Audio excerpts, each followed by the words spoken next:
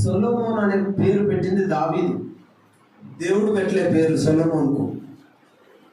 దావీదు కొడుకుకు సొలొమోన్ అని పేరు పెట్టింది. తల్లి ఏం పేరు పెట్టింది? తల్లి లెమూయేలు అనే పేరు పెట్టింది. సొలొమోను మహారాజుకు తల్లి పెట్టిన పేరు లెమూయేలు, తండ్రి పెట్టిన పేరు సొలొమోన్. దేవుడు పెట్టిన పేరు ఏంటిది?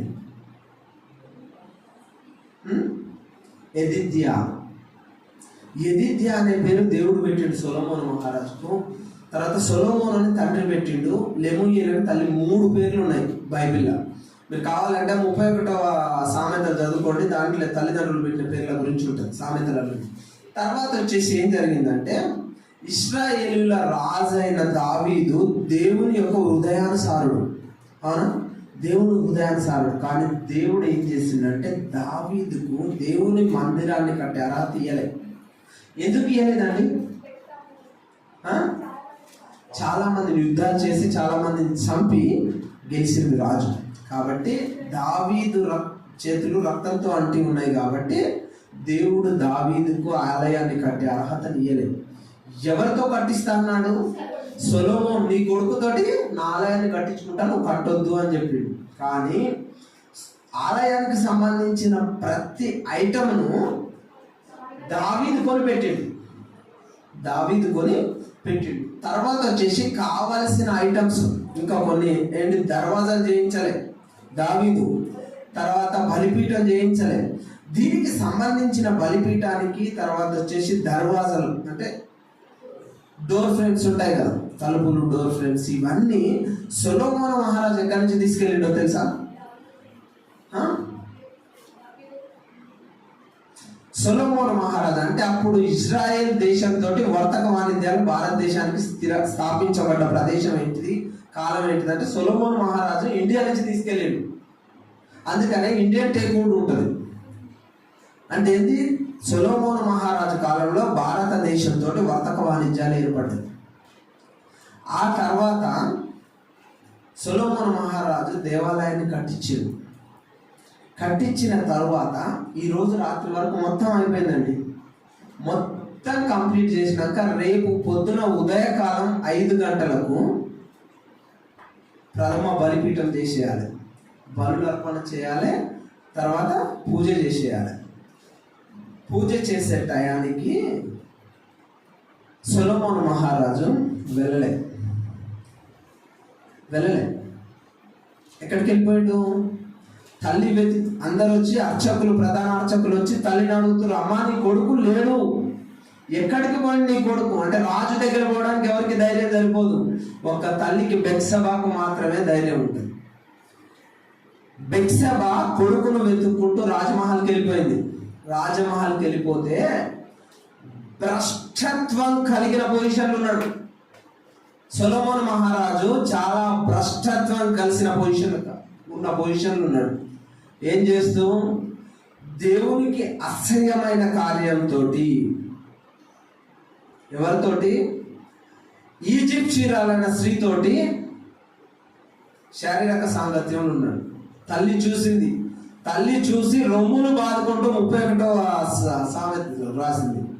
31వ సామెతలు రాసింది. చదువుకోండి, ఒక్క నిమిషం, ఏదైనా ఒకటి చదవండి. దాంట్లో 1 నుంచి 9 వచనాలు ఏదో ఒకటి.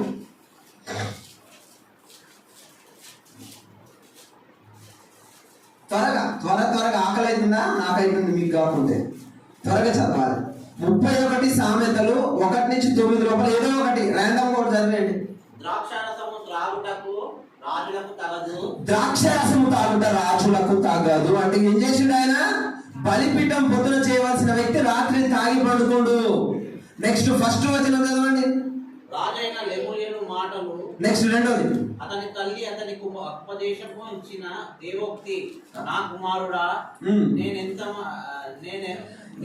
నేనేమందును, నేను కన్న కుమారుడు నేనేమందును, నా మొక్కులు మొక్కి కనిన కుమారుడా నేనేమందును, నీ బలము స్త్రీలకి ఇయ్యకుము. ఒక్క నిమిషం. నే మొక్కులు మొక్కి కనిన కుమారుడా నీ బలము స్త్రీలకి ఇయ్యకుము. రాజులకు స్త్రీ సాంగత్యము తగదు.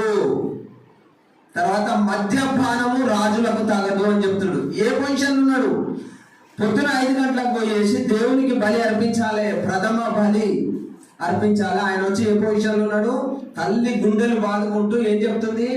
నేను మొక్కులు మొక్కి కనిన కుమారుడా. మొక్కులు మొక్కిండట. ఎందుకు మొక్కిండు? ఎందుకు మొక్కింది చెప్పండి అమ్మా. మొదటి కుమారుడు చచ్చిపోయాడండి. చచ్చిపోతే దేవునికి మొరపెట్టుకుంది, నాయన నాకు ఇంకో కుమారుని అంటే దేవుడు కుమారుని ఇచ్చిండు. ఏం చేసిండు? రాజ ప్రతిష్ట, వంశ ప్రతిష్టను మొత్తం భ్రష్టు పట్టించిండు. భ్రష్టు పట్టించి ఈజిప్ట్ స్త్రీతోటి సాంగత్యంతో ఉండి తాగి ఉన్నాడు. గుడికి పోకుండా, టెంపుల్కి, చర్చికి వెళ్ళకుండా గుండెలు బాదుకొని తల్లి ఏడుస్తుంది. ఫస్ట్ ఇప్పుడు మీ బ్రదర్ చెప్పిన ముచ్చట అదే కదా. Sexual relations is the most dangerous relation in society. కానీ సృష్టి రహస్యం ఏంటో తెలుసా? సృష్టి రహస్యము వివాహ బంధం. సృష్టి విస్తరిస్తుందంటే అది కూడా చెప్పాడు, మీరు ఫలించి అభివృద్ధి నుంచి విస్తరించి భూమిని స్వాధీనపరచుకోమన్నాడు. సృష్టి ఫలింపు ఎక్కడి నుంచి వస్తుంది అంటే వివాహ బంధం నుంచి వస్తుంది. వివాహ బంధం is the bench mark of the creation. వివాహ బంధము బెంచ్ మార్క్ క్రియేషన్ కు. సృష్టికి వివాహ బంధమే ఆధారం, బెంచ్ మార్క్. అలాంటి వివాహ బంధం తర్వాత జరిగే సెక్సువల్ రిలేషన్ ని చాలా గౌరవంగా చేస్తారండి. ఫస్ట్ నైట్ అని చాలా గౌరవంగా చేస్తారు సొసైటీలో. ఎవరు హిందువులు పెళ్లి చేసుకోనియండి, ముస్లిమ్స్ పెళ్లి చేసుకోనియండి, క్రిస్టియన్స్ పెళ్లి చేసుకోనియండి, చాలా గొప్పగా చేస్తారు. దాన్ని యవ్వనస్తులు దొంగతనంగా చేసే పరిస్థితికి దిగజారిపోయారు. ఇప్పుడు చెప్పింది బ్రదర్ అదే. యవ్వనస్తులు చాలా గొప్పగా చేయవలసిన రాయలిటీ, డిగ్నిటీ ఆఫ్ ద యాక్టివిటీని దొంగతనంగా చేసే పరిస్థితికి దిగజారిపోయారు. చేయకండి. చాలా గొప్ప కార్యాన్ని గొప్పగా చేయండి. రాజు రాజులాగా ఉండాలి, అడక్క తినే స్థితికి దిగజారొద్దు రాజు. ఆ తర్వాత సొలొమోను మహారాజు భ్రష్టు పట్టించిండండి. సొలొమోన్ తర్వాత రాజు ఎవరండి? సొలొమోన్ తర్వాత రాజు. సొలొమోన్ కొడుకు పేరు చెప్పండి. సొలొమోన్ కొడుకు అబ్షాలోము కాదు, దావీదు కొడుకు అబ్షాలోము. చచ్చిపోయాడు దావీదు కొడుకు అబ్షాలోము. మహా అందగాడు. బైబిల్ మొత్తం అందగాడు ఎవడంటే అబ్షాలోము. సొలొమోన్ మహారాజు కొడుకు యరొబాము. సొలొమోన్ మహారాజు తర్వాత రాజ్యాన్ని ఏలిన వాడు యరొబాము. యరొబాము ఏం చేసిండు? యరొబాము పీరియడ్లో ఏం జరిగింది అంటే ఇజ్రాయెల్ రాజ్యం 2 భాగాలుగా విడిపోయింది. ఎందుకు విడిపోయింది తెలుసా? బెంజమిన్ యూదా గోత్రంలో ఒకటి, మిగిలిన 10 గోత్రంలో ఒకటి. అసలు ఎందుకు రాజ్యం విడిపోయిందో మీకు తెలుసా? ఇప్పుడు ఇక్కడ నుంచి స్టార్ట్ అవుతుంది. పాలస్తీనా ఇజ్రాయెల్ వార్ ఇక్కడ స్టార్ట్ అవుతుంది. ఎందుకు అంటే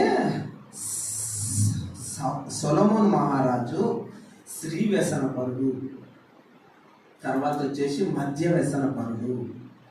ఇవి 2 చేస్తూ రాజ్యాన్ని పట్టించుకోలేదు. రాజ్యాన్ని పట్టించుకోకపోవడం వల్ల వనరులు సమకూరలేదు. దానికి ఏం చేయాలి మరి? సొలొమోన్ మహారాజు ఏం చేయాలండి? రాజ్యాన్ని పరిపాలించాలంటే వనరులు కావాలి, మానిటరీ కావాలి. మానిటరీ కావాలి అంటే ఎట్లా, ఏం చేయాలి? పట్టించుకోలే. ఖర్చులు మాత్రం యాజ్ ఇట్ ఈజ్ ఉంటాయి. వాళ్ళ ప్రభుత్వంలో పనిచేసే వాళ్ళకి జీతాలు ఇవ్వాల్సిందే, సైన్యాన్ని డెవలప్ చేయాల్సిందే, అన్ని చేయాల్సిందే. మరి ఎట్లా? పట్టించుకోవట్లేడు. స్త్రీ సాంగత్యం, మద్యపానాసక్తుడై రాజ్యాన్ని భ్రష్టు పట్టిస్తుండు. ఏం చేయాలి? పన్నులు పెంచేసిండు. డబ్బులు కావాలి కదా, పన్నులు పెంచాడు. రాజ్యంలో పన్నులు పెంచితే ఆయన ఉంటూ పన్నులు పెంచుకుంటూ చచ్చిపోయాడు. ట్యాక్సెస్ పెంచి. ఆ తర్వాత యరొబాము దగ్గరికి రాజైన సొలొమోను చచ్చిపోయిన తర్వాత దేశ ప్రజలంతా వచ్చి, అయ్యా మీ నాయన మాకు పన్నులు బాగా పెంచిండు, మేము కట్టలేకపోతున్నాం, చచ్చిపోయే పరిస్థితిలో ఉన్నాం, కాబట్టి మీరు పన్నులు తగ్గించండి అని అడిగిండు ప్రజలు యరొబాము దగ్గరికి వచ్చి. అప్పుడు ఏమైంది? ఆయన దేశంలో ఉన్న పండితుల్ని, జ్ఞానుల్ని పిలిపించి అడిగిండు. అడిగితే తగ్గించండి దొర రాజా, తగ్గిస్తేనే ప్రజలు బాగుపడతారు, ప్రజలు బాగుపడితేనే రాజ్యం బాగుపడ్డట్టు అని చెబితే విన్నాడు. సరే వెళ్ళిపోండి అన్నాడు. ఆ దేశంలో ఉన్న యవ్వనస్తులను అందరినీ, అంటే మీలాంటి వాళ్ళని అందరినీ పిలిచిండు, దోస్తులను అందరినీ పిలిచి అడిగాడు, పనులు తగ్గేమంటారు, మరి ఏం చేద్దాం చెప్పండి అంటే, మీలాంటి యవ్వనస్తులు అందరూ ఏం చెప్పిరట, తగ్గియొద్దు, నువ్వు అంటే భయం ఉండదు కాబట్టి పెంచు, ఇంకా పెంచితే నువ్వు అంటే భయపడతారు, రాజు అంటే భయం ఉండాలి అని చెప్పినట. ఫస్ట్ పెద్దలు పిలిస్తే వాళ్ళు ఏం చెప్పారు, రాజు అంటే ప్రేమ ఉండాలి అంటే నువ్వు తగ్గి. యవనస్తుల్ని పిలిస్తే ఏం చెప్పారు, రాజు అంటే భయం ఉండాలంటే నువ్వు పెంచు అన్నాడు. ఆయన కూడా యవనస్తుడు కదా, యవనస్తుల మాటలే విన్నాడు. అందుకనే తల్లిదండ్రులు చెప్పిన మాటల కంటే స్నేహితుడు చెప్పిన మాటలు చాలా పవర్ఫుల్గా పనిచేస్తాయి. తల్లిదండ్రులు ఏం చెప్పినా లైట్గా తీసుకుంటారు. మా నాన్న మమ్మల్ని సతాయిస్తుంది అనుకుంటారు, మా అమ్మ మమ్మల్ని సతాయిస్తుంది అనుకుంటారు. కానీ స్నేహితుడు చెప్పిండు అనుకోండి, ఇదే మాటలు వాడు చెప్తే రుచిగా ఉంటాయి. వాడు చెప్పిన మాటలే తల్లిదండ్రులు చెప్తే భయం, ఆందోళన కలిగిస్తుంది. అయితే యవనస్తులు అందరూ చెప్పగానే ఏం చేసిండట యెరోబాము, పన్నులు తగ్గించట్లే పెంచుతున్నా అన్నాడట. జనాలందరూ రివోల్ట్ అయిపోయి యెరోబామే రాజు కావాలి అనుకున్న వాళ్ళు 2 గోత్రాల వాళ్ళు సపరేట్ అయిపోయారు. అందులో యూదా గోత్రం వచ్చింది. మిగిలిన 10 గోత్రాలు సపరేట్ అయిపోయారు. అప్పుడు ఏమైంది, 10 గోత్రాలు ఇజ్రాయెల్, 2 గోత్రాలు పాలస్తీనా. ఇప్పుడు ఉన్నది అదే పాలస్తీనా, ఇజ్రాయెల్. అయితే ఇక 2 సపరేట్ అయిపోయినాయండి. ఇక 2 సపరేట్ అయిపోయినాయి, అంత అయిపోయింది.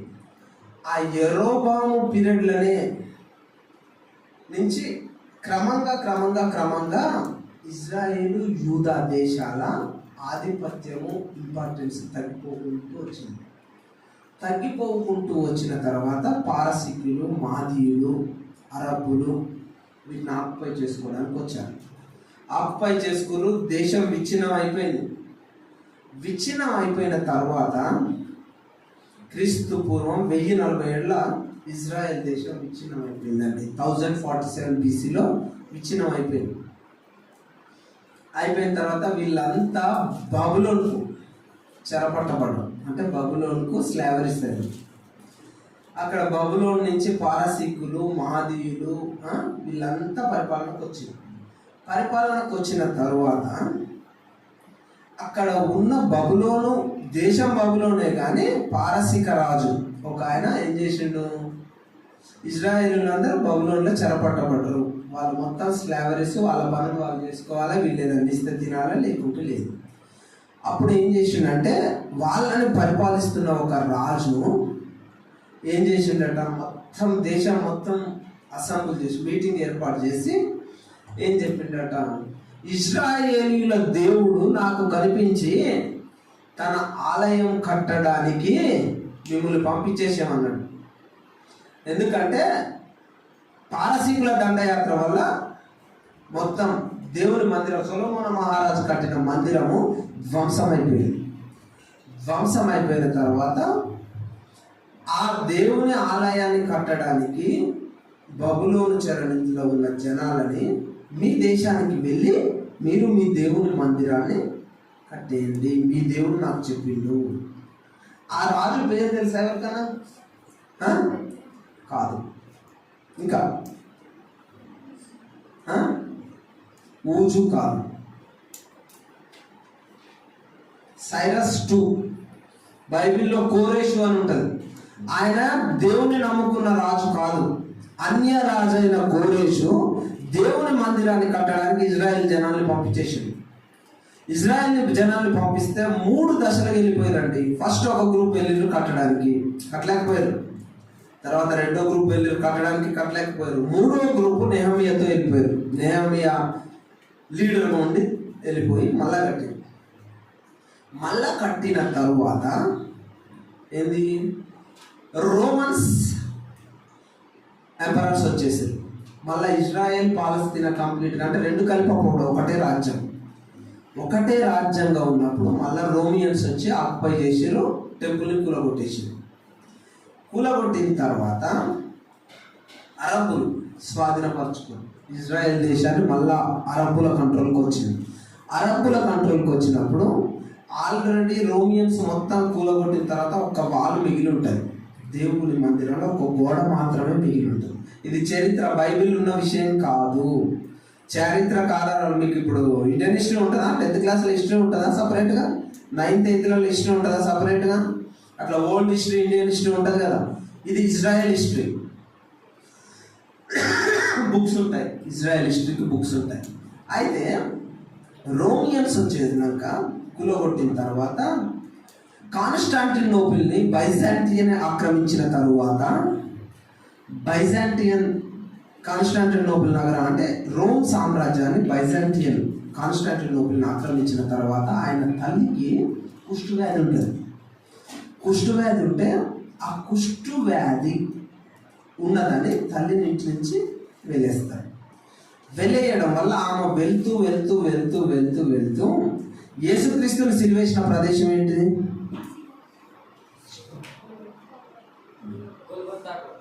గొల్గొతా కొండ, కల్వరి మౌంటైన్ దగ్గరికి పోయిన తర్వాత యేసుక్రీస్తుని సిలువేషన్ దగ్గర ఆమె స్వస్థపడుతుంది.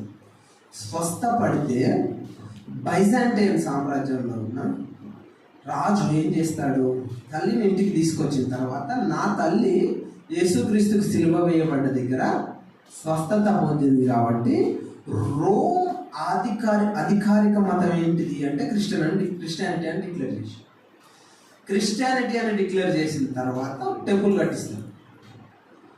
కట్టించేస్తాడు. తర్వాత ఈ బైజాంటైన్ తర్వాత అరబ్బులు వచ్చి ఆక్యుపై చేస్తారు. అరబ్బులు వచ్చి ఆక్యుపై చేస్తే అక్కడ వాళ్ళు మసీదు కడతారు. ఇదే ఇజ్రాయెల్లో మసీదు కడతారు. ఇప్పుడు ఉన్న గొడవ రెండిట్లో అరబ్బులకు ఇస్రాయేలీలు వేరే, క్రిస్టియన్స్ వేరే. గుర్తుపెట్టుకోండి, ఇస్రాయేలీలు క్రిస్టియన్స్ కాదు. క్రిస్టియన్స్ వేరే, జూస్ వేరే, అరబ్స్ వేరే. అయితే యేసుక్రీస్తు యూద వంశానికి సంబంధించిన వ్యక్తి యేసుక్రీస్తుని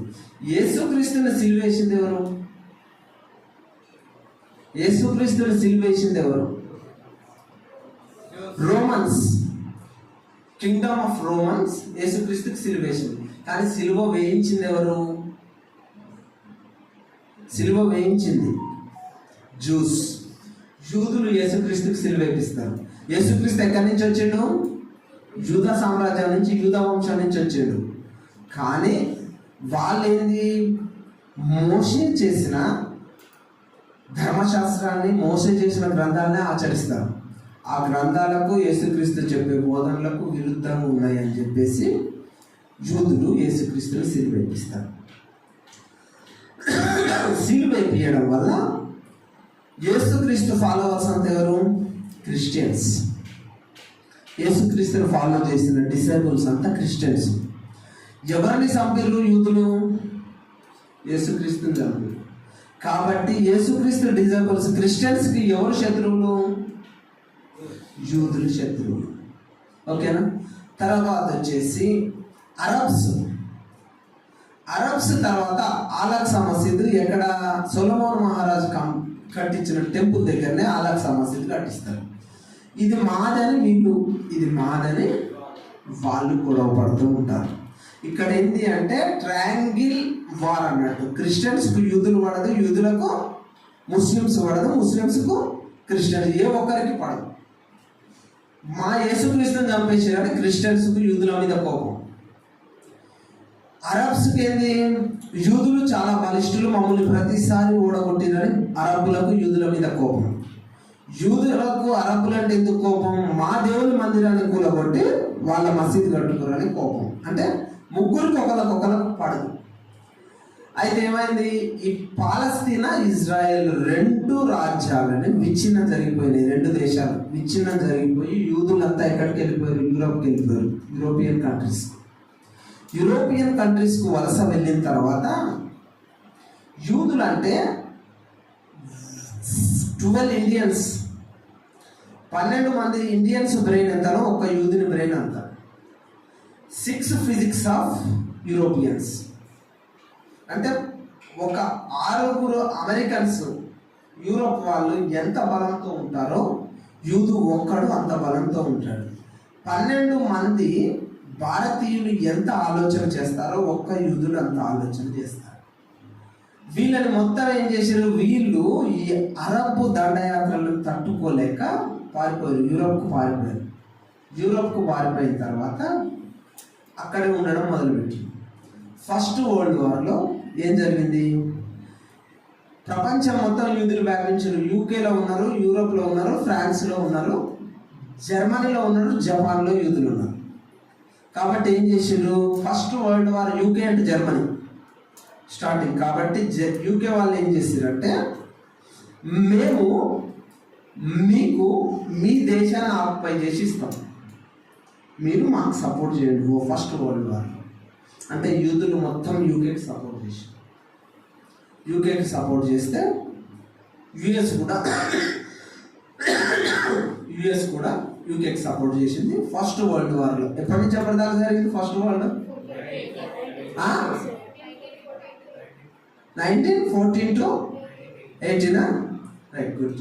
1914 to 18 జరిగినాక యూదులకు వాళ్ళ రాజ్యాన్ని ఇస్తామని, యూకే గెలిచింది, వాళ్ళ రాజ్యాన్ని ఇస్తామని ఒప్పుకున్నారు. వాళ్ళ రాజ్యాన్ని వాళ్ళకి ఇచ్చేసి, ఆ తర్వాత జర్మనీలో యూదుల మీద ఊచకోత నడుస్తుంది. ఎవరు పరిపాలన చేస్తున్నారు? హిట్లర్ పరిపాలన చేస్తుంది. హిట్లర్ పరిపాలన చేస్తే జర్మనీని ఊచకోత అంటే చంపేయడం, బ్రతుకుల వల్లనే చంపేయడం అన్నట్టు. ఎందుకు అంటే యూదులు అంటే పడదు. యూదులు మామూలుగా అందరూ ఏమనుకుంటారంటే స్టాలిన్ అనే పేరు, హిట్లర్ అనే పేరు, ఇవన్నీ క్రిస్టియన్ నేమ్స్ అనుకుంటారు. కానీ ఇజ్రాయెల్ నుంచి బయటికి వెళ్ళిపోయిన యూదులంతా క్రిస్టియన్స్. యూదు అనేది జాతి, క్రైస్తవం అనేది మతం. యూదులలోనే కొంతమంది క్రైస్తవులకు కన్వర్ట్ అయిపోయారు. కానీ అందరూ ఏమనుకుంటారంటే స్టాలిన్ అని పేరు పెట్టుకోగానే మామూలు క్రిస్టియను, హిట్లర్ అని పేరు పెట్టుకోగానే క్రిస్టియన్ అనుకుంటారు. కానీ అవి క్రిస్టియన్ పేర్లు కాదు, బైబిల్ పేర్లు కాదు. అట్లాగే ఇంకోటి ఏంటంటే, చాలామంది మీరు బాగా అబ్జర్వ్ చేయండి, వెంకటేశ్వర్లు అనే పేరు ఉంది అనుకోండి, ఏమనుకుంటారు? హిందూస్ అనుకుంటారు, హిందూ దేవుని పేరు అనుకుంటారు. బాలాజీ అని ఉంది అనుకోండి అనుకుంటారు. తర్వాత ఏదైనా మల్లయ్య, పుల్లయ్య అని పేరు ఉంది అనుకోండి, వాళ్ళందరినీ ఏమనుకుంటారు అంటే హిందువులు అనుకుంటారు. కానీ అవి హిందూ పేర్లు కాదు, భారతీయ పేర్లు. హిట్లర్, సీజర్ ఇట్లాంటివన్నీ క్రిస్టియన్ పేర్లు కాదు, ఇవి వెస్టర్న్ కంట్రీ నేమ్స్. అవి ఇండియన్ కంట్రీ నేమ్స్. ఇవి అందరు జనరల్గా ఏమనుకుంటారు అంటే ఈ పేరుని ఏమంటే మార్చుకోవాలి క్రిస్టియన్ గా రాగానే అనుకుంటారు. దానికి ఒక బెస్ట్ ఎగ్జాంపుల్ ఏం చెప్తారు తెలుసా? మళ్ళా దేవుడు పౌల్ని సౌలుగా చేసిండు, తర్వాత దేవుడు యాకోబుని ఇజ్రాయేల్గా చేసిండు అనే కాన్సెప్ట్ ఉంటుంది. కానీ ఎవరు చేసిండ్రు? మనం విన్నది కరెక్టే. పౌలును సౌలుగా ఎవరు మార్చిన పేరు ఎవరు పెట్టిండు? దేవుడు పెట్టిండు. తర్వాత యాకోబుకు నువ్వు ఈ రోజు నుంచి ఇజ్రాయేల్ అని పిలువబడతావు అని ఎవరు పెట్టిన పేరు? దేవుడు పెట్టిండు. అవునా? ఈ రోజుల్లో దేవుడు ఎవడన్నా? దేవుడు ఉన్నాడా అంటే ఈ రోజుల్లో? అసలు మీకు ఎప్పుడైనా కనిపించిండా దేవుడు? కనిపించిందా? చూసిరా దేవుణ్ణి? కనిపించిందా? మరి వేరే వాళ్ళ పేరు పెట్టడం అయింది. మీ తల్లిదండ్రులు మంచి పేరు పెట్టిరు నీకు, ఆ పేర్లు మార్చి ఇంకొక ఆయన ఇంకో పేరు పెడతా అంటాడు, ఇంకొక ఆయన ఇంకో పేరు పెడతా అంటాడు. పేర్లు మార్చుకోవద్దు. తల్లిదండ్రులు పెట్టిన పేరు దేవుని సంకల్పం, అని దేవుని సంకల్పం. పేరు మార్చుకోవద్దు. ఇట్లా అన్నంత మాత్రమే క్రిస్టియన్ కాదు. నీ యాక్టివిటీ మాత్రమే నువ్వు క్రిస్టియనా కాదా అని తెలియజేసేది నీ యాక్టివిటీ. అంతేగాని నీ పేరు చూడగానే హానోక్ అని ఉండగానే రాజు ఏమంటారు, హానోక్ అని ఉండగానే క్రిస్టియన్ అయిపోతాడా? కాదు. హిట్లర్ అని ఉండగానే క్రిస్టియన్ అవుతాడా? కాదు. సీజర్ అని ఉండగానే క్రిస్టియన్ అవుతాడా? కాదు. వెంకటేశ్వర్లు అని ఉండగానే హిందూ కావాలని రూలా? ఏమి లేదు. ఆయన దేవుణ్ణి నమ్ముకొని ఆయన క్రియలు మంచిగా ఉంటే వెంకటేశ్వర్ల పేరున్నా పర్వాలేదు, పాల్ పేరున్నా పర్వాలేదు, క్రిస్టియన్ అవుతాడు. పేరును మార్చే మనము దేవుళ్ళం కాదు. దేవుడే మార్చిండు పేరు. దేవుడు వచ్చి మారిస్తే నువ్వు మార్చుకో. నీకు రాత్రి కనపడి దేవుడు కనపడ్డాడు అనుకో, నువ్వు ఫస్ట్ అనేది ఏం తెలుసా? అసలు నువ్వు దేవుడు మనకు ప్రూఫ్ ఏందని అడుగుతావు. మనకు వచ్చే ఫస్ట్ డౌట్ అదే. దేవుణ్ణి రికగ్నైజ్ చేయాలంటే డివోషనల్గా విజ్డమ్ ఉండాలి. ఎవరైనా పేరు మారుస్తా అంటే పేరులో క్రైస్తవ్యం ఉందని చెప్పండి క్లియర్గా. పేరులో క్రైస్తవ్యం లేదు. నీ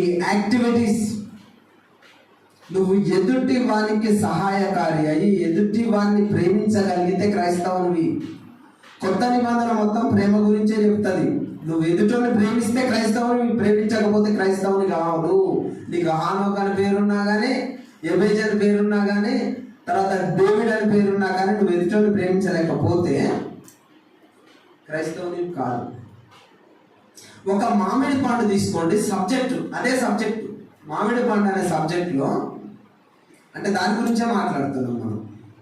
ఆ పండు కుళ్ళిపోయింది అనుకోండి, ఆ పండు ఏమైనా ఉపయోగం అవుతుందా? దానికి ఏమైనా యూజా? అసలు మామిడి పండు పర్పస్ ఏంది? స్వీట్గా ఉండి ఎదుటి తినడానికి ఆస్వాదించాలి మామిడి పండు. నువ్వు కుళ్ళిపోయినావు అనుకో మామిడి పండు, నువ్వే సబ్జెక్టు, నువ్వే వీటికన్నా వెనక్కి వస్తావా? ఎవరికి నష్టం? మామిడి పండుకే నష్టం. అలాగే దాని పర్పస్ సర్వైవ్ కావట్లే. అట్లాగే మన హృదయాలలో కుళ్ళు పెట్టుకొని ఉంటే నువ్వు మామిడి పండు విసిరివేయబడ్డట్టు పక్కకి వెళ్ళిపోతావు. వేరే ఏది అవసరం లేదు. కుళ్ళు ఉండొద్దు. మనిషి ఎదుటి వాడిని చూస్తే అసహ్యం నేచర్ ఉండొద్దు. కుళ్ళు పడొద్దు. ఒకడు ఏదైనా సాధిస్తే సంతోషించాలి, అంతేగాని వాడు సాధించిండు నేను సాధించలేకపోయాను వాడి మీద అసహ్యం అహంకారం చూపించొద్దు. ఆ తర్వాత ఏమైపోయింది? ఎక్కడికి రావాలి మనం? పాలస్తీనా ఇజ్రాయెల్కి రావాలి, అంతే కదా? అయితే పాలస్తీనా ఇజ్రాయెల్లో మొత్తం సెకండ్ వరల్డ్ వార్కి వచ్చే వరకు ఊచకోతలు నడుస్తూనే ఉన్నాయి. సెకండ్ వరల్డ్ వార్ ఎప్పుడు? కాదు, 39 to 45 Second World War. Second World వార్లో కూడా వీళ్ళు యూకేకే సపోర్ట్ చేసి వాళ్ళు ఆటోమేటిక్గా సెకండ్ వరల్డ్ వార్ విన్ కాగానే వీళ్ళకి ఇజ్రాయెల్ కంట్రీ ఇచ్చేసారు. రెండు కలిపి పాలస్తీనా అండ్ ఇజ్రాయెల్ కలిపి ఇచ్చేసారు. ఇజ్రాయెల్ క్యాపిటల్ సిటీ ఏంటిదండి? Capital city Israel capital city కావాలి నాకు. పాలస్తీనా క్యాపిటల్ సిటీ జెరూసలేం కాదు.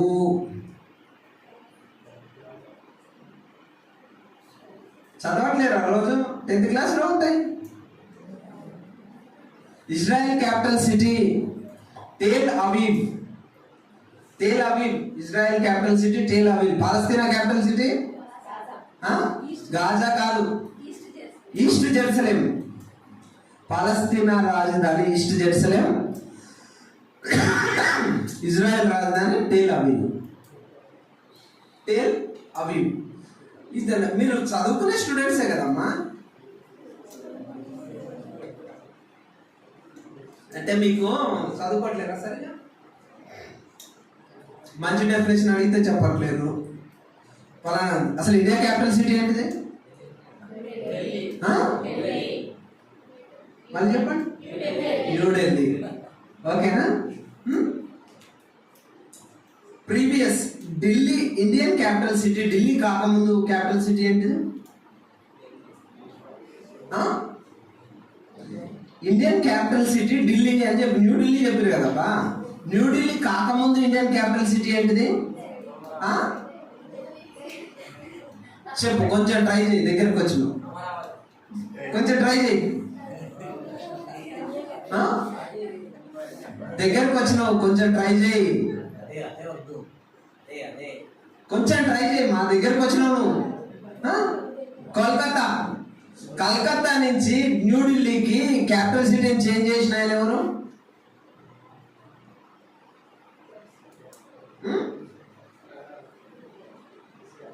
చెప్పండి. కలకత్తా నుంచి న్యూఢిల్లీకి క్యాపిటల్ సిటీని షిఫ్ట్ చేసిన వ్యక్తి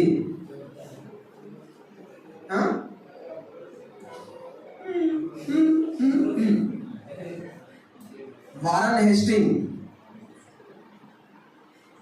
Indian governor general Warren Hasting 1911లో. మీరు చదువుకోరు, ఇటు డివోషనల్గా ఉండరు, అటు ఎడ్యుకేషనల్గా ఉండకుండా ఎట్లా చెప్పండి? ఒకటి, ఈ ప్రపంచంలో ఎవడైనా బీట్ చేయొచ్చు. నేను 10th క్లాస్ 93లో నా 10th క్లాస్ అమ్మా. నేను 10th క్లాస్లో ఉన్నప్పుడు హిందీలో ఒక లెసన్ ఉండేది, బుద్ధి క్యా कहती है. బుద్ధి క్యా कहती है. మాకు 10thలో ఉండే 1993 నాది 10th క్లాస్. దాంట్లో ఒక రాజ్యసభకు ఒక పిల్లోడు వస్తాడు. పిల్లోడు వచ్చి నేను 3 ప్రశ్నలు అడుగుతా, మీ రాజ్యంలో మేధావులు ఎవరైనా ఉంటే చెప్పించండి, మీ రాజ్యం గొప్పది, మేధావుల రాజ్యం అని నేను చెప్పి వెళ్ళిపోతా అని అంటాడు. అంటే రాజు చాలా ప్రెస్టీజ్గా ఫీల్ అవుతాడు. ప్రెస్టీజ్గా ఫీల్ కాకుండా రాజుగారు మీరేం ప్రెస్టీజ్గా ఫీల్ కాకండి, ఈ రోజు నేను సభలో క్వశ్చన్లు అడుగుతా, రేపు సభ వరకు మీరు టైం తీసుకొని రేపు చెప్పండి అంటాడు. సరే అడుగు నాయన అని మంత్రిని పిలిచి ఆ బాబు ప్రశ్నలు అడుగుతాడు, సమాధానం చెప్పండి అయ్యా అంటాడు. అనగానే సరే అని అడగగానే బుద్ధి క్యా कहती है, क्या खाती है, क्या करती है, బుద్ధి ఏం తింటది, ఏం చేస్తుంది, ఎక్కడ ఉంటుంది, 3 అడిగితే ఎవరికి తెలియదు రాజ్యంలో. చెప్పకుండేసరికి మంత్రి ఏం చేస్తాడు, రాత్రి ఆ పిల్లోని దగ్గరికి పోయేసి అరే బాబు 3 ప్రశ్నలకు సమాధానం చెప్తా, లేకుంటే నా పరువు పోతుంది, ఎట్లా నేను ఇంత పెద్ద రాజ్యంలో మంత్రిని, మేధావిని, ఆస్థాన విద్వాంసుని ఎట్లా అని అంటే, నాకు 2 ప్రశ్నలకు సమాధానం తెలుసు, 3వ ప్రశ్నకు సమాధానం తెలియదు, రేపు పొద్దున వరకు నేను ప్రయత్నం చేసి మీ సభలో వచ్చి చెప్పేస్తాం, మీరు 2 చెప్పండి నేను 1 చెప్తా, మీరు 2 చెప్తే నాకంటే గొప్పే కదా అనగానే ఇద్దరి మధ్య అగ్రిమెంట్ ఓకే అయిపోయి సరే అంటాడు. సరే అనగానే మరి చెప్పు నీకు 2 ప్రశ్నలు ఏంటంటే, బుద్ధి ఎక్కడ ఉంటుంది, బుద్ధి మస్తిష్కంలో ఉంటుంది, ఓకే 1 అయిపోయింది. 2 బుద్ధి ఏం తింటుంది, బుద్ధి తెలివిని తింటది.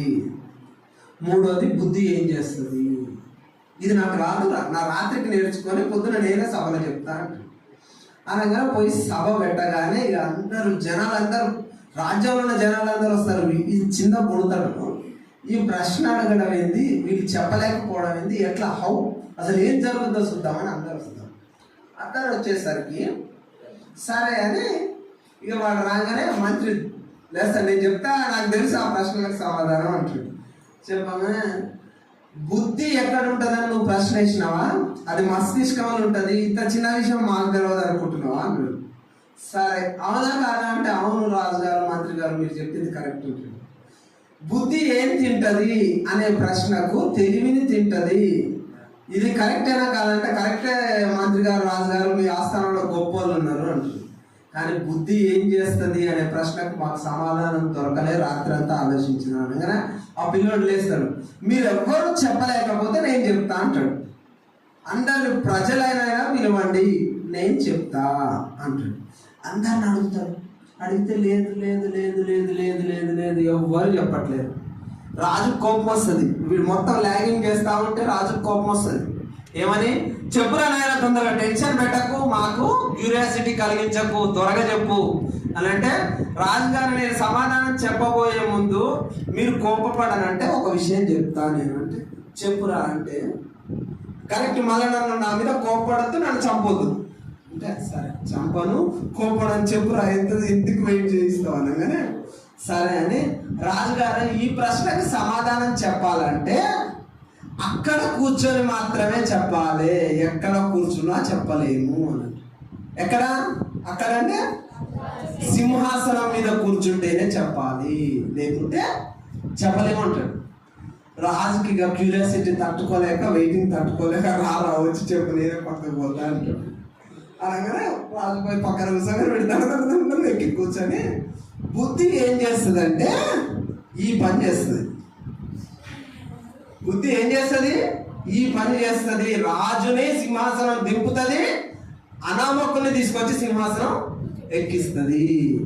బుద్ధి ఏం చేస్తుంది, అది మీరు మంచిగా చిన్నప్పటి నుంచి చదువుకుంటారు, మీ స్కూల్లో కూడా రాసి ఉంటుంది, నాలెడ్జ్ ఈజ్ పవర్, విజ్డమ్ అని. అడిగే ప్రశ్నలకు సమాధానం చెప్పకపోతే మీరు అక్కడ కూర్చోలేదు. ఏది చదివినా కానీ నువ్వు సోషలే చదువు, సైన్సే చదువు, తెలుగే చదువు, హిందీ చదువు, ఇంగ్లీష్ చదువు, ఏదైనా చదువు, డెప్త్గా చదువు. నువ్వు బైపీసీ తీసుకుంటే గొప్ప, ఎంపీసీ తీసుకుంటే గొప్ప, హెచ్ఈసీ తీసుకుంటే తక్కువ కాదు. నువ్వు హిస్టరీనే చదువు, పవర్ఫుల్ నాలెడ్జ్. ఇప్పుడు నీకు బైబిల్ తెలవాలంటే ఏం తెలవాలి, అసలు హిస్టరీ తెలవాలంటే ఆర్ట్స్ స్టూడెంట్సే చెప్పగలుగుతారు, నువ్వు డాక్టర్ అయితే చెప్పలేస్తావా? వాడేం తక్కువ కాదు. జనరల్గా మీ అందరు ఆలోచన ఎట్లుంటుంది అంటే బైపీసీ చదివినోడు ఎక్కువ, ఎంపీసీ చదివినోడు ఎక్కువ, ఆర్ట్స్ చదివినోడు ఫస్ట్ ఫెల్లో, మధ్యస్థం నుండి కామర్స్ చదివినోడు అటు ఇటు కాని వ్యక్తి అన్న లెవెల్లో ఉంటారు. కానీ ఎవరికి వాడే గొప్ప, ఎవరికి వాడే గొప్ప. కాబట్టి ఏంటి అంటే నాలెడ్జ్ సంపాదించాలి. మీరు ఏదైనా చదవండి, నాలెడ్జ్ సంపాదించండి. Knowledge is not a benchmark of marks. Marks 90% వచ్చినంత మాత్రం నువ్వు గొప్పోడు ఏం కాదు. కానీ మీరు చదివే ఫిజిక్స్ అనే వర్డ్ చెప్పిండు అనుకోండి ఎవరన్నా, ఆ ఫిజిక్స్ అనే సింగిల్ వర్డ్ గురించి గంట మాట్లాడగలిగితే నువ్వు ఎఫిషియెంట్ నాలెడ్జ్ పర్సన్. కానీ ఫిజికల్ సైన్స్లో 90 మార్కులు వచ్చినా కానీ ఏమిటికి మనకు వస్తుంది? దాన్ని క్లీన్ చేసుకోవడానికి కూడా మనకి రాదు మీ మేమో, ఎందుకంటే దానికి అంత వర్త కూడా ఉండదు. దొరికితే చిన్న పేపర్ నీళ్ళు పడగా చిరిగిపోతుంది. కాబట్టి సబ్జెక్ట్ సంపాదించండి, నాలెడ్జ్ సంపాదిస్తే చావు లేదు. ఖచ్చితంగా ఎక్కడికి వెళ్ళినా బ్రతుకుతారు. First modern Indian best parliamentarian ఎవరో తెలుసా మీకు? ఇండియాలో బెస్ట్ పార్లమెంటేరియన్ మన తెలుగు వ్యక్తి Jaipal Reddy, handicapped MP. Jaipal Reddy best parliamentarian. Modern అంటే 90s తర్వాత, మోడర్న్ అంటే 90s తర్వాత ఇండియన్ పార్లమెంట్ అంటారు. ఆయన చెప్పింది ఏంటంటే నాలెడ్జ్ నేర్చుకోండి, లాంగ్వేజ్ నేర్చుకోండి. సబ్జెక్ట్ నేర్చుకోండి, లాంగ్వేజ్ నేర్చుకోండి, ఎక్కడ పోయినా బ్రతుకుతారు. లాంగ్వేజ్ రావాలి. లాంగ్వేజ్ అంటే ఇంగ్లీష్ లాంగ్వేజ్ కాదండి నేను చెప్పేది. ఎదుటి వాడిని మీరు అని గౌరవించే మాటను మాట్లాడగలిగితే నీకు లాంగ్వేజ్ వచ్చినట్లు లెక్క. నీకు సబ్జెక్టు లాంగ్వేజ్ వస్తే ఎక్కడ పోయినా బ్రతకగలుగుతావు. అది నేర్చుకోండి, సక్సెస్ అవుతారు. తర్వాత 1942లో 45 వరకు ఏమంటే ఇజ్రాయెల్ ఒక కంట్రీగా డెవలప్ అయిపోయింది. కంట్రీ డెవలప్ అయిపోయి ఇజ్రాయెల్ కంట్రోల్లోనే ఉంది. ఇజ్రాయెల్ కంట్రోల్లో ఉంటే పాలస్తీనా వరకు సపరేట్ స్టేట్ కావాలని ఒక ఇజం స్టార్ట్ అయింది, వాదం. పాలస్తీనా వరకు సపరేట్ కంట్రీ కావాలి, ఇజ్రాయెల్ సపరేట్ చేసేయండి ఇజ్రాయెల్ నుంచి పాలస్తీనాని అని 1945 నుంచి పాలస్తీనియన్స్ స్ట్రగుల్ చేస్తూ ఉంటే యాక్చువల్గా 1948లో వచ్చేసి యుఎన్ఓ, ఫస్ట్ వరల్డ్ వార్ తర్వాత యుఎన్ఓ, యునైటెడ్ నేషనల్ ఆర్గనైజేషన్, ఐక్యరాజ్య సమితి ఫామ్ అయిన తర్వాత 1948లో ఇజ్రాయెల్కు ఇండిపెండెన్స్ ఇచ్చేసింది. ఇండిపెండెన్స్ ఇచ్చేసిన తర్వాత వాళ్ళ అప్పటి నుంచి అంతకు ముందు నుంచే పాలస్తీనా సపరేట్ స్టేట్ కావాలి అని గొడవ స్టార్ట్ అయింది. కంప్లీట్గా బ్రిటన్ వాళ్ళు ఇజ్రాయెల్ నుంచి వెళ్ళిపోయారు బ్రిటన్కు. ఓన్లీ ఇజ్రాయెల్ జ్యూస్ మాత్రమే ఉన్న ఇజ్రాయెల్ పాలస్తీనా కంబైన్డ్ స్టేట్ ఏర్పడింది కంట్రీ. ఎమ్మటే అరబ్ ఎమిరేట్స్, అరేబియన్ కంట్రీస్ పక్కన ఉన్న ఈజిప్ట్ కానివ్వండి, అరబ్స్ కానివ్వండి, గాజా అప్పటి నుంచే సపరేట్గా ఉంటుంది. వీళ్ళందరూ ఏం చేసారు? ఇజ్రాయెల్ మీద వార్ డిక్లేర్ చేశారు. వార్ డిక్లేర్ చేస్తే 44 కంట్రీస్ని, అప్పుడే స్వాతంత్రం వచ్చి ఎస్టాబ్లిష్ అయిన కంట్రీ ఇజ్రాయెల్ కంట్రీ, 44 కంట్రీలని 66 యుద్ధాలలో ఓడించింది. 66 సార్లు యుద్ధాలు చేసినాయి చుట్టుపక్కల ఉన్న కంట్రీస్ మొత్తం. ఇజ్రాయెల్ ఓడించి ఎస్టాబ్లిష్ అయింది. ఎస్టాబ్లిష్ అయిన తర్వాత ఏంటి అంటే ఇజ్రాయెల్ వాస్తవానికి చెప్పాలంటే ఈజిప్ట్ పక్కన ఉంటుంది. ఈజిప్ట్ పక్కన ఉంటే ఎడారి, నీళ్లు లేవు, ఒకటి ఉంటుంది మృత సముద్రం, డెడ్ సీ ఉంటుంది. డెడ్ సీ సాల్ట్ పర్సంటేజ్ తెలుసా మీకు ఎవరికైనా? డెడ్ సీ సాల్ట్ పర్సంటేజ్, అసలు మామూలుగా సీ సాల్ట్ పర్సంటేజ్ తెలుసా? ఒక సీ ఏదైనా బే ఆఫ్ బెంగాల్ కానివ్వండి, అరేబియన్ సీ, ఇండస్ సీ, ఏదైనా కానివ్వండి, సాల్ట్ పర్సంటేజ్ తెలుసా? 2% సాల్ట్ ఉంటుంది సముద్రంలో. అట్లా డెడ్ సీలో ఎంత సాల్ట్ పర్సంటేజ్ ఉంటుందో తెలుసా? 32%. మనిషి డెడ్ సీలకు దూకితే తేలుతాడు, మునిగిపోడు, తేలుతాడు నీళ్ళ. ఆ ఒక్క సముద్రం అలలతోటి, అలలు వస్తే నీళ్ళు వస్తుంటాయి ఇక పైకి, ఆ నీళ్ళను క్యాప్చర్ చేసి పంటలు పండిస్తుంది ఇజ్రాయెల్ కంట్రీ. ఆ అలలతో వచ్చే నీళ్ళతోటి పంటలు పండిస్తుంది. అసలు అక్కడ మొత్తం ఎడారి. తర్వాత వచ్చేసి మనం వేస్ట్ వాటర్ ఉంటుంది కదా, ఇప్పుడు మనం స్నానాలు చేసే నీళ్ళు, తర్వాత వాష్రూమ్స్ యూజ్ చేసే వాటర్ ఉంటుంది కదా, ఆ వాటర్ ఇండియాలో, అమెరికాలో, యూకేలో రీసైక్లింగ్ చేయడం 7%.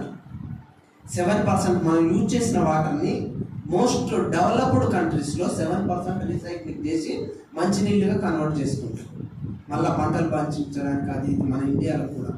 కానీ ఇజ్రాయెల్లో 47% వాటర్ని రీసైక్లింగ్ చేసి యూజ్ చేస్తారు. మళ్ళీ మంచినీళ్ళు వాళ్ళకి అవే మంచినీళ్ళు రీసైక్లింగ్ చేస్తారు, డ్రింకింగ్ వాటర్గా యూజ్ చేస్తారు, రీసైక్లింగ్ చేస్తారు, పంటలు పండిస్తారు, రీసైక్లింగ్ చేస్తారు, అంతా ఎస్టాబ్లిష్ చేస్తారు. వాటర్ లేదు ఇజ్రాయెల్లో. తర్వాత వచ్చేసి ప్రపంచంలో ఉన్న అన్ని దేశాలలో 100% literacy with post graduations A country అంటే ఇజ్రాయెల్ కంట్రీ. మొత్తం ప్రతి సిటిజన్ అక్కడ పీజీ చేసి ఉంటాడు, ప్రతి ఒక్కరు పీజీ చేసి ఉంటారు. వాళ్ళది మొత్తం మైండ్స్ తోటి వాటర్ లేకుండా చాలా ఇబ్బందులతో ఉంటారు. ఇప్పుడు ప్రపంచంలో బెస్ట్ వన్ కంట్రీ టెక్నాలజీలో కానివ్వండి, రీసైక్లింగ్లో కానివ్వండి, ఎడ్యుకేషన్లో కానివ్వండి, మిజైల్ టెక్నాలజీలో కానివ్వండి, ఇజ్రాయెల్ నెంబర్ 1 కంట్రీ ప్రపంచంలో. ఇంకోటి ఏంటి అంటే వరల్డ్ బ్యాంక్ తెలుసా? వరల్డ్ బ్యాంక్ యాక్చువల్గా వరల్డ్ బ్యాంక్ని IMFని ట్విన్ కపుల్స్ అంటారు, అంటే కవలలు. అది అమెరికా ఎస్టాబ్లిష్ చేస్తే వాటిని ఇప్పుడు అది మొత్తం ఇజ్రాయెల్ క్యాప్చర్లో ఉంది. వరల్డ్ బ్యాంక్ నుంచి ఎవరికైనా అప్పులు పోవాలంటే ఇజ్రాయెల్ ఎస్ అంటే ఎస్, నో అంటే నో. అంత డెవలప్ అయిన కంట్రీ అది. 5 minutesలో కంప్లీట్ చేసి అంత డెవలప్ అయిన కంట్రీ అది. తర్వాత ఏమైంది, 1948 ఇండిపెండెన్స్ వచ్చినాక అన్ని అరబ్ ఎమిరేట్స్ అన్ని యుద్ధాలు ప్రకటిస్తూ వచ్చాయి. కానీ ఒక్కసారి కూడా దేశాన్ని ఓడించలేకపోవడంతో పాటు 1960 వరకు ఇంటర్నల్ వార్ అంటే అంతర్యుద్ధం నడుస్తూ వచ్చింది. 68లో PLO తెలుసా ఎవరికన్నా? 10th క్లాస్ వాళ్ళకు ఉంటుంది. పాలస్తీన్ లిబరేషన్ ఆర్గనైజేషన్ 1961లో ఎస్టాబ్లిష్ అయిపోయింది. పాలస్తీనా వాళ్ళ విముక్తి కోసం బాగా వాళ్ళు స్ట్రగుల్ చేస్తూ వచ్చారు. వచ్చిన తర్వాత 1993లో ఇజ్రాయెల్ నుంచి పాలస్తీనాకు ఇండిపెండెన్స్ ఇచ్చేసింది. బట్ ఫ్యూ కండిషన్స్ తోటి ఇచ్చింది. ఏమని తెలుసా? సర్ఫేస్ ఏరియా మొత్తం మా కంట్రోల్లోనే ఉంటుంది. ఎవడు ఆ దేశానికి బయట నుంచి రావాలన్నా, అక్కడి నుంచి ఎవడు పోవాలన్నా పాలస్తీనా స్టాంపింగ్ వేయరు, ఇజ్రాయెల్ స్టాంపింగ్ వేస్తారు. పాలస్తీనాకు పోవాలంటే ఇజ్రాయెల్ కూడా ఒప్పుకోవాలి. అట్లా పాలస్తీనా లిబరేషన్ ఆర్గనైజేషన్ వాళ్ళు బాగా స్ట్రగుల్ చేసి స్వాతంత్రం తెచ్చిన తర్వాత ఏం జరిగింది, పాలస్తీనాలో ఉన్న యూదులకు PLO మీద నమ్మకం పోయింది. వీళ్ళు మమ్మల్ని పరిపాలన చేయలేరు అని చెప్పి హమాస్ అనే సంస్థ ఒకటి వెలిసింది. హమాస్ అనేది ఉగ్రవాద సంస్థ. ఆ PLO నుంచి పరిపాలనని హమాస్ వాళ్ళు హ్యాండ్ ఓవర్ చేసుకోరు. హమాస్ పరిపాలన చేస్తుంది. ఏం చేసారు, హమాస్ వాళ్ళకు ఎవరు యూదులు అంటే పడదు. హమాస్ అంటే ముస్లిమ్స్, అరబ్స్. మధ్యలో అటు యూదులకు ఇటు అరబ్స్కు మధ్యలో ఉన్న వ్యక్తులు ఎవరు? క్రిస్టియన్స్. కాబట్టి ఏంది, క్రిస్టియన్స్ అంటే ఎవరు? యూదా అనేది కులం అండి, క్రైస్తవం అనేది మతం.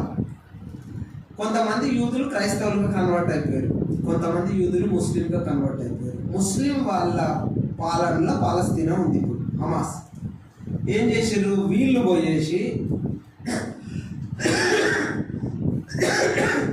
PLO ప్రెసిడెంట్ ఎవరో తెలుసా? PLO president Palestine liberal organization. Palestine ప్రస్తుత president Mohammad Abbas. Israel president Benjamin Netanyahu. ఇవన్నీ న్యూస్లో ఇంటర్ కానీ మళ్ళీ చెప్తేనే గుర్తొస్తాయి, అంతేనా? ఓకే. తర్వాత PLO లిబరలిస్ట్ ఆర్గనైజేషన్ మీద నమ్మకం పోయినాక హమాస్ వాళ్ళని ఆశ్రయించారు పాలస్తీనా వాళ్ళు. ఈ హమాస్ వాళ్ళు ధైర్యం చేసి ఇజ్రాయెల్ని ఓడగొట్టి ఆ టెంపుల్ని, దేనికోసం ఇంతకాలం యుద్ధం జరిగింది, క్రీస్తుపూర్వం 1047 1047 నుంచి 2024 AD వరకు యుద్ధం దేని గురించి జరుగుతుంది? చర్చ్ గురించి జరుగుతుంది. ఒక టెంపుల్ ఇతర మసీద్, ఒక వాల్ ఇతర మసీద్కు అవతల చర్చికి కంబైన్డ్ వాల్. ఆ ఒక్క వాల్ గురించే యుద్ధం జరుగుతుంది. అలక్సా మసీద్ మాది, చర్చ్ మాది అని 2 కారణాలతో యుద్ధం జరుగుతూ ఇప్పటి యుద్ధం వరకు వచ్చింది. ప్రస్తుతం ఎప్పుడు రాయబడ్డది ఇది? బైబిల్లో క్లియర్గా ఉంటుంది. గాజు మీద నిప్పులు చెరుగును అని ఉంటుంది. గాజా నీ యొక్క స్వభావాన్ని కోల్పోతామని ఉంటుంది, నీ యొక్క పరాక్రమాన్ని కోల్పోతామని బైబిల్లో ఉంటుంది. గాజా పట్టణము నాశనం అయిపోతుందని ఉంటుంది. గాజా ఇప్పుడు దేనికి? పాలస్తీనాలో మేజర్ సిటీ. పాలస్తీనా మొత్తం ఇప్పుడు మామూలుగా ఇండియన్ ఎకనామికల్ క్యాపిటల్ సిటీ ఏంటిది? Financial capital city Mumbai. Political capital city New Delhi. అట్లాగే పాలస్తీనా పొలిటికల్ క్యాపిటల్ సిటీ ఏమో New Jersey, east New Jersey. Economical capital city వచ్చేసి గాజా. ఓకే, పాలస్తీనా. కాబట్టి దేవుడు క్లియర్గా రాసాడు బైబిల్లో ఏమని? గాజా నీ పరాక్రమాన్ని కోల్పోతావని రాసి పెట్టింది. గాజా నీ పరాక్రమాన్ని కోల్పోతావు, గాజా నిప్పులతో నిండి ఉంటుందని బైబిల్లో రాసి పెట్టింది. దేంతో నిండి ఉంటుంది? ఇప్పుడు జరిగేది అదే పరిస్థితి. కానీ జనరల్గా ఇది యేసుక్రీస్తు 2వ రాకడకి సూచన కాదండి. చాలా మంది చెప్పుకొస్తారు ఇప్పుడు ఇట్లా జరుగుతుందంటే యేసుక్రీస్తు 2వ రాకడకి ఇది సూచన. ఇక వస్తుంది, దేవుడు వస్తుంది కాబట్టి ఇంత తప్పు. ఎవరు చెప్పినా అది తప్పు. యేసుక్రీస్తు 2వ రాకడ ఎప్పుడు వస్తుంది అని ఎవరు చెప్పలేరు. చెప్పడానికి నరమాత్రుడు ఎవడు సరిపోడు. కాబట్టి పాస్టర్కు మేధావులకు కాలజ్ఞానానికి సరిపోదు. జనరల్గా ఏంటంటే ఒక పాస్టరు లేకుంటే నాలాంటి ఎల్డరో ఎవరో ఒకళ్ళు ఒక 10 విషయాలు చెప్పిండు అనుకోండి, 2 ఖచ్చితంగా జరుగుతాయి. 2 ఖచ్చితంగా జరుగుతాయి. ఎందుకు జరుగుతాయి చెప్పండి? 2 బెస్ట్ ఎగ్జాంపుల్ చెప్పనా? మీ ఇంట్లో ఆగిపోయిన వాచ్ని చూడండి. ఒక రోజులో 2 సార్లు ఖచ్చితంగా కరెక్ట్ టైం చూపిస్తుంది. ఆగిపోయిన వాచ్ చూపిస్తుందా లేదా? పొద్దున మార్నింగ్ 6:10 ఆగిపోయిందండి, సాయంత్రం 6:10 కరెక్ట్ టైమే, మళ్ళీ రేపు మార్నింగ్ 6:10 కరెక్ట్ టైమే. ఆగిపోయిన వాచ్ కూడా 2 సార్లు కరెక్ట్ చూపిస్తుంది. అట్లాగే నేను 10 చెప్పినట్టు దాంట్లో 2 ఖచ్చితంగా జరుగుతాయి, ఖచ్చితంగా జరుగుతాయి. కాబట్టి ఎవరు చెప్పినా నమ్మొద్దు. అర్థమైందా? పాలస్తీనా ఇజ్రాయెల్ యుద్ధ కాలము ఎందుకు ఎప్పటి నుంచి జరుగుతుంది? ఎవరు ఈ యుద్ధానికి మొదటి కారకులు ఎవరండి? సొలొమోన్ మహారాజు కారణం. అవునా? ఆయన వల్లనే రాజ్యం 2 భాగాలుగా విడిపోయింది. అప్పటి నుంచి ఇప్పటి వరకు ఎప్పుడు కలవాలన్నా, ఎప్పుడు కలవాలన్నా మాదంటే మాదని యుద్ధాలు జరుగుతున్నాయి. దేని వల్ల జరుగుతున్నాయి? చర్చి కోసం. అసలు ఎందుకు రాజ్యం 2 భాగాలుగా విడిపోయింది? మన బ్రదర్ చెప్పిండు. సొలొమోను మహారాజుకు ఉన్న స్త్రీ వ్యసనము, మద్యపాన వ్యసనము, రెండింటి వల్లనే ప్రపంచం అంతా అతలాకుతలం అవుతుంది. ప్రపంచం మొత్తం అతలాకుతలం అయ్యేది 2 కారణాలతోటే. బ్రదర్ చెప్పిండు కదా, వాటిని చాలా జాగ్రత్తగా కాపాడుకోండి. Character is the most important. If you lose your health, you lost something. నీకు ఆరోగ్యం బాగాలేదు, షుగర్ వచ్చింది, మామిడి పండు తినడం బంద్ చేస్తావు, లేకుంటే షుగర్ తినడం బంద్ చేస్తావు. If you lost your wealth, సంపద కోల్పోయినావు, ఏం చేస్తావు? మళ్ళా వస్తుంది. కానీ ఏంది? స్టైల్ బట్టలు వేసుకోవడం, మంచి తిండి తినడం బంద్ చేస్తావు. అంటే సంథింగ్, యూ లాస్ట్ సంథింగ్. అంతేనా? If you lost your character, lost everything. ప్రతిదీ కోల్పోతాం. కాబట్టి క్యారెక్టర్ని కాపాడుకోవాలి. యుక్త వయస్సులో క్యారెక్టర్ మోస్ట్ ఇంపార్టెంట్. యుక్త వయస్సులకు క్యారెక్టర్ అనేది కోల్పోతే ప్రతిదీ కోల్పోతాం. ఫస్ట్ స్టార్టింగ్లో ఒకటి గుర్తు చేయమని చెప్పిన జోసఫ్ లాస్ట్. మంచి డెఫినేషన్ చెప్పండి. బైబిల్ ఏమిచ్చాడు? యెహోవా మంచి వారికి మేలు చేయను అన్నాడు. మంచివారు ఎవరండి? మంచి వారు ఎవరు? మంచి క్యారెక్టర్. రైట్. ఇంకా ఒకరికి దేవుడు ఏం చెప్పిండు? నువ్వు సత్యవంతుని బాబు, నువ్వు నిష్ఠాగరిష్ఠునివి, అబద్ధాలు ఆడవు, దొంగతనం చెయ్యవు, కానీ నీకు పరలోక రాజ్య ప్రవేశం లేదు. ఏం తెలియదు ఆయనకు? ప్రాణం విలువ. అంటే మానవతా విలువ లేనివాడు మంచివాడు కాదు. క్యారెక్టర్ లేనివాడు మంచోడు కాదు. క్యారెక్టర్ లేనోనికి, మానవతా విలువ లేనోనికి దేవుడు ఏం చేయడట? ఏం చేయడట? ఈ అమ్మాయి చెప్పింది కదా ఇందాక, మంచి అంటే ఏం చేయదు, చెడు చెడు కానిది మంచి అని చెప్పింది కదా. ఇప్పుడు దీన్ని రివర్స్లో చెప్పమ్మా. ఇన్వర్స్ కాకుండా కాంట్రవర్స్ చెప్పు. యెహోవా మంచి వారికి మేలు చేయను. రివర్స్ చెప్పు. చెడ్డవారికి మంచి అనేది రావాలి దాంట్లో. మీ స్టేట్మెంట్లో చెడ్డవారికి మంచి చేయడు. మంచోడు ఎవడు? ఇంకోటి humanity grounds, character. Humanity grounds అంటే ఏంటి అండి? హ్యుమానిటీ గ్రౌండ్స్ మానవతా విలువలు ఏంటి అసలు?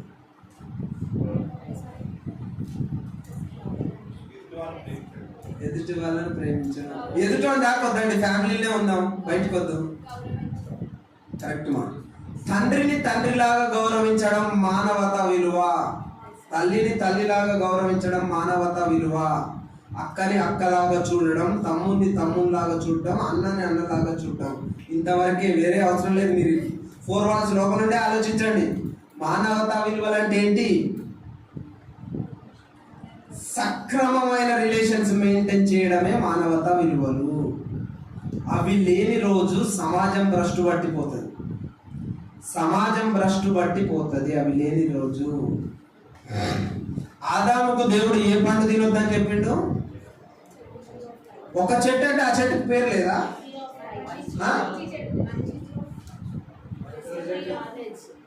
ఎవరు చెప్పారు? మంచి చెడులను తెలియజేసే ఈ ఫల వృక్షాన్ని తినొద్దు అని చెప్పాడు. కానీ ఏం చేసిండు ఆదాము? అదే తినడా లేదా? అంటే ఆదాముకి ఏం తెలిసింది? మంచి చెడు తెలిసింది ఆదాము. ఏది మంచి ఏది చెడో తెలిసింది. నువ్వు ఆదాము సంతానమే, నీకేం తెలవాలి? మంచి చెడు తెలియాలి. ఏది సక్రమమైన రిలేషను, ఏది వక్రమమైన రిలేషను. అక్రమం గురించి మాట్లాడట్లే, వక్రమం. సక్రమమైన రిలేషన్ ఏంటి, వక్రమమైన రిలేషన్ ఏంటి, రెండింటి గురించే. Every characteristic of character is most important. నీ తండ్రిని గౌరవించలేని నీ జ్ఞానము భ్రష్టత్వం. నీ తల్లికి విలువ ఇవ్వని నీ జ్ఞానము భ్రష్టత్వం. ఇవి అన్నీ నీకు ఎంత నాలెడ్జ్ ఉండనియండి, ఎంత గొప్పవాడివి కానివ్వండి, 10/10 GPA తెచ్చుకో, లేకుంటే ఇండియన్లో బెస్ట్ స్టూడెంట్ అవార్డు తీసుకో, నాసాకు నీకు ఇన్విటేషన్ రాని, కానీ నీ తల్లిదండ్రుల్లా గౌరవించలేని నువ్వు వ్యర్థం. నీ పుట్టుక వ్యర్థం, నీ పుట్టుక భ్రష్టత్వం. వాళ్ళని గౌరవించిన రోజే. ఎందుకు గౌరవించాలి చెప్పండి? నీకు అన్నం పెట్టట్లేడు, నిన్ను బయటకు వదిలేసిండు, కన్నాడు, పక్కకు పడేసిండు తల్లిదండ్రులు. వాళ్ళేంది, వాళ్ళ తాగుడు, వాళ్ళ వ్యసనము, వాళ్ళకే బ్యాడ్ హ్యాబిట్స్ ఉన్నాయి, వాళ్ళే చూసుకుంటారు. కానీ నిన్ను లుక్ ఆఫ్టర్ చేయట్లేదు, చూసుకోవట్లేదు. కానీ అయినా కానీ నువ్వు వాళ్ళని గౌరవించాలి. వాళ్ళ తప్పుని ఎత్తి చూపించు, తప్పు అని, తప్పు కాదు, కానీ నువ్వు వాళ్ళని గౌరవించాలి. ఎందుకు గౌరవించాలి? వాళ్ళు నిన్ను చూసుకోవట్లేదు. ఎందుకు? రీజన్, నిన్ను చూసుకోవట్లేదు, నీకు తిండి పెట్టట్లే, నీ థింగ్స్ ఏవి చేయట్లే, నిన్ను లుక్ ఆఫ్టర్ చేయట్లేదు. కానీ నువ్వు ఎందుకు వాళ్ళని గౌరవించాలి?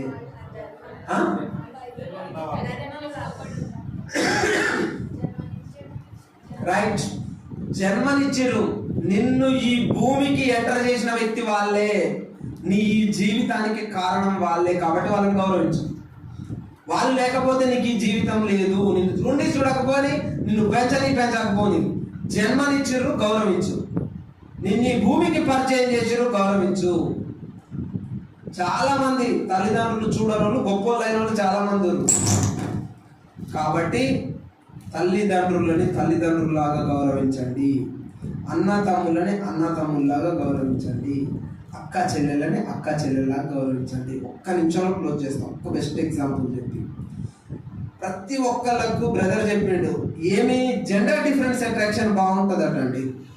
ఇప్పుడు ఫస్ట్ చెప్పింది అదే, జెండర్ డిఫరెన్స్ ఎగ్జామ్, ఫీమేల్కు మేలు, మేల్కు ఫీమేల్ అట్రాక్షన్ బాగుంటుందట. కానీ నువ్వు ఫస్ట్ ఏంటి, ఇప్పుడున్న పొజిషన్ 10th క్లాస్ వాళ్ళని ఏమంటారు? స్టూడెంట్ అంటారా? స్టూడెంటే అంటారా? అంతేనా? స్టూడెంటేనా? మేల్ కానీ ఫీమేల్ కానీ ఎవరైనా స్టూడెంటా కాదా? స్టూడెంటే. స్టూడెంట్ వర్క్ ఏంటిదండి? నీ పని ఏంటి? Student. What is the definition of student? విద్యార్థి డెఫినేషన్, తెలుగులో విద్యార్థి డెఫినేషన్ ఏంటండి? విద్యను అర్థించేవాడే విద్యార్థి. నువ్వు చదవకుండా ఒక అమ్మాయికి లైటింగ్ కొడుతున్నావు, నువ్వు చదవకుండా ఒక అబ్బాయికి లైటింగ్ కొడుతున్నావు అంటే ఏంది? నీ రెస్పాన్సిబిలిటీ నువ్వు మర్చిపోయినావు అబ్బా, నీ రెస్పాన్సిబిలిటీ నువ్వు మర్చిపోయినావు, స్టూడెంట్ రెస్పాన్సిబిలిటీ నువ్వు మర్చిపోయినావు, వేరే ట్రాక్ తప్పినావు. ఇన్ కేస్ అబ్బాయి కానీ అమ్మాయి కానీ, నువ్వు లైటింగ్ కొట్టే అమ్మాయి నిన్ను ఇష్టపడ్డది, నువ్వు లైటింగ్ కొట్టే అబ్బాయి నిన్ను ఇష్టపడ్డరు. ఇష్టపడ్డ తర్వాత ఏమైంది? నువ్వు నీ బేసిక్ ప్రైమరీ రెస్పాన్సిబిలిటీ, స్టూడెంట్ విద్యను అందించేవాడు అక్కడ ఫెయిల్ అయిపోయిన రెస్పాన్సిబిలిటీ తీసుకోవడం వల్ల వాడు లవర్గా రెస్పాన్సిబిలిటీ ఫుల్ఫిల్ చేస్తాడట. Already lack of responsibility person వాడు, చదువుకోమంటే చదువుకోకుండా వచ్చి లైటింగ్ కొడుతుండంటే వాడు లవర్గా వారిని రెస్పాన్సిబిలిటీ ఫుల్ఫిల్ చేస్తాడా? వాడు ఫ్లాప్. ఫస్ట్ స్టార్టింగ్లో ఫ్లాప్ అంటే మొత్తం entire life flop. In case పోయినరు, అమ్మాయి తల్లిదండ్రుల దగ్గర పోయారు, అబ్బాయి తల్లిదండ్రుల దగ్గర పోయారు, బతిలాడిరు, కాళ్ళు మొక్కిరు, అది చేసారు, ఇది చేసారు, పెళ్లి చేసారు. వాడు స్టూడెంట్గా ల్యాక్ ఆఫ్ రెస్పాన్సిబిలిటీ స్టూడెంట్, తర్వాత ల్యాక్ ఆఫ్ రెస్పాన్సిబిలిటీ లవర్ అయిపోయాడు. ఇక్కడ భర్తగా ఏమవుతాడు? ల్యాక్ ఆఫ్ రెస్పాన్సిబిలిటీ హస్బెండ్ వాడు. అంటే ఇక్కడ హస్బెండ్ దగ్గర అమ్మాయిలు వైఫ్ పెట్టుకోండి, వాడి దగ్గర అమ్మాయిలు ఆమె పెట్టుకోండి. ఓకే, అంటే వాడు ల్యాక్ ఆఫ్ రెస్పాన్సిబిలిటీ హస్బెండ్ అయిపోయాడు. తర్వాత ఏమైపోయాడు? దేవుడు ఆశీర్వదించి పిల్లల్ని ఇచ్చిండండి. తర్వాత ఏమవుతాడు? వాడు ల్యాక్ ఆఫ్ రెస్పాన్సిబిలిటీ ఫాదర్.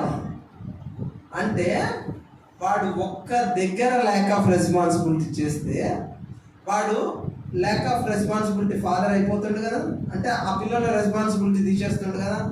ఇద్దరు మంచి సిటిజన్ దేశానికి అందించే వ్యక్తి భ్రష్టు వ్యక్తిని నటిస్తాడు దేశానికి.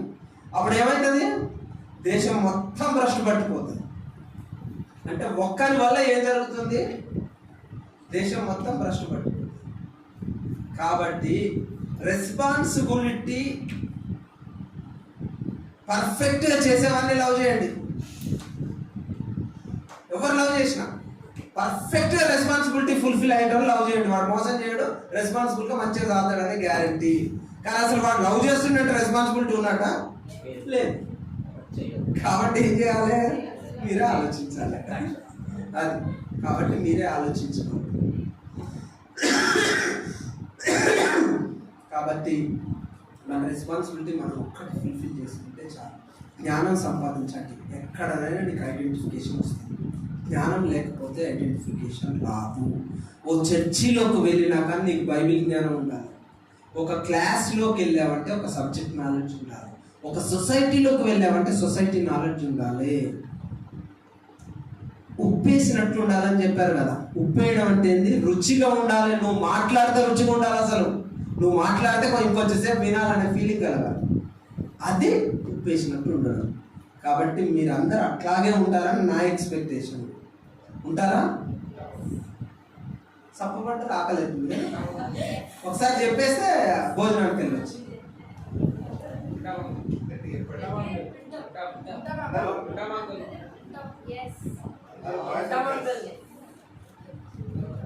అందరూ ఒకటేసారి చెప్పండి. ఏముంటారు? రెస్పాన్సిబుల్గా ఉండండి, నాలెడ్జ్ గెయిన్ చేయండి, క్యారెక్టర్ బిల్డప్ చేసుకోండి. ప్రార్థించుకున్నాం. పరిశుద్ధుడా, ప్రేమమయుడా, కృపామయుడా, మహోన్నతుడా తండ్రి, మమ్మల్ని ఇంతవరకు కాచి కాపాడినందుకు వందనాలు నాయన ప్రభు. మాలో ఉన్న చెడు తలంపులు, చెడు ఆలోచనలు తీసివేయండి. ఈ రోజు నాయన ఈ యొక్క యవనస్తుల కూడికలో మేము ఉన్నందుకు, వారి యొక్క జ్ఞానానికి మూలమైన కారణాలు చెప్పడానికి అవకాశం ఇచ్చినందుకు నీకు ఎనలేని కృతజ్ఞతాస్తుతులు తెలియజేస్తున్నాను నాయన. ప్రతి విషయంలో తోడుగా ఉండి దీవించి కాపాడమని ప్రతి బిడ్డకు నాయన మంచి జ్ఞానాన్ని దయచేయండి, మంచి నడవడికను దయచేయండి. యేసుక్రీస్తు పరిశుద్ధ నామమున పెట్టి వేడుకొంచున్నాము తండ్రి.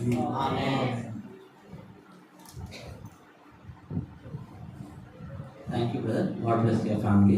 మంచి మాటలు నాకు లేచినా కానీ ఆపబుద్ధి అయితే ఏం చేయాలి, అందుకని తొందరగా వస్తే బాగుంటుంది. ఏం చేస్తాం ఇప్పుడు మంచి ఇంత మంచిగా మీకు విడపరిచి మీ మమ్మీ డాడీ కూడా చెప్తారు, ఎందుకంటే వాళ్ళ డ్యూటీగా ఇట్లా చెప్తారు. మమ్మీ చెప్తారా ఇవన్నీ చెప్తారు. కాబట్టి ఏం చేస్తాం, నెక్స్ట్ క్వశ్చన్స్ ఉన్నాయి కదా, తినేస్తామా, తిని కూర్చున్నామా ఒక హాఫ్ అన్ అవర్. నో, మీరు తప్పగలుగుతారు. వీళ్ళు ఏం చేస్తాం, గర్ల్స్ ఓకే, తిందామా అన్న వాళ్ళు చేతులు ఎత్తండి. అంకుల్ వాళ్ళకి ఎట్లన్నా అయిపోతాం. తిందామన్న వాళ్ళు చేతులు ఎత్తండి, లేదు క్వశ్చన్స్ అన్న వాళ్ళు చేతులు ఎత్తండి. క్వశ్చన్ రాత్రి రెడీ, దాంట్లో రెడీ ఉంటారు. అతను మనం తట్టుకోలేము వాటిని. కాకపోతే మన బాధ్యత. తిందామా, ఎవరెవరు తిందామంటున్నారు? ఎందుకంటే ఇప్పుడు యాక్చువల్గా ఏమున్నాయంటే ప్లాన్ బిస్కెట్స్ ఇద్దామని ఉండే, కానీ మీరు అన్నం తినరేమో ఉద్దేశమేమో అంటున్నాం. కానీ ఇప్పుడు 2:30 అవుతుంది కాబట్టి